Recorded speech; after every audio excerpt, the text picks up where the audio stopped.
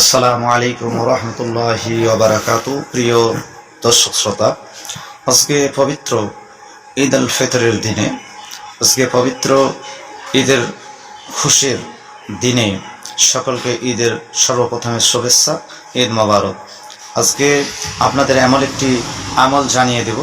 এই আমলটি কোনো ব্যক্তি যদি 300 বার করে, তাহলে তাদের মৃতদের তাদের মধ্যে যারা ইন্তেকাল করে চিরবিদায় নিয়ে বর্তমানে কবরে শুয়ে আছে, সেই সকল ব্যক্তি, যা সে ভাইও হতে পারে, আপনার বাবা হতে পারে, অথবা আম্মা হতে পারে, সে প্রতিবেশী হতে পারে, অথবা স্ত্রী হতে পারে, সে যেই হোক না কেন, তার কবরের মধ্যে এই আমলটি করার উদ্দেশ্য করে, এই আমলটি করার ওসিলাতে আল্লাহ পাক 1000 নূর পাঠিয়ে দেবেন। সুবহানাল্লাহ।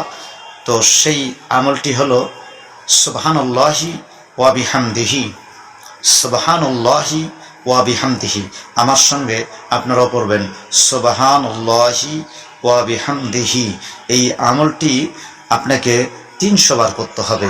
এই দোয়াটি যদি আপনি 300 বার করতে পারেন ইনশাআল্লাহুল আজিজ, তাহলে আপনার ওই সকল মৃত ব্যক্তিদের কবরে আল্লাহ পাক রব্বুল আলামিন 1000 নূর পাঠিয়ে দেবেন। এবং শুধু তাই নয়, যে ব্যক্তি এই আমলটি করবে, সে যখন ইন্তেকাল করবে, তার কবরের মধ্যেও আল্লাহ পাকের তরফ থেকে 1000 নূর পাঠিয়ে দেওয়া হয়। সুবহানাল্লাহ।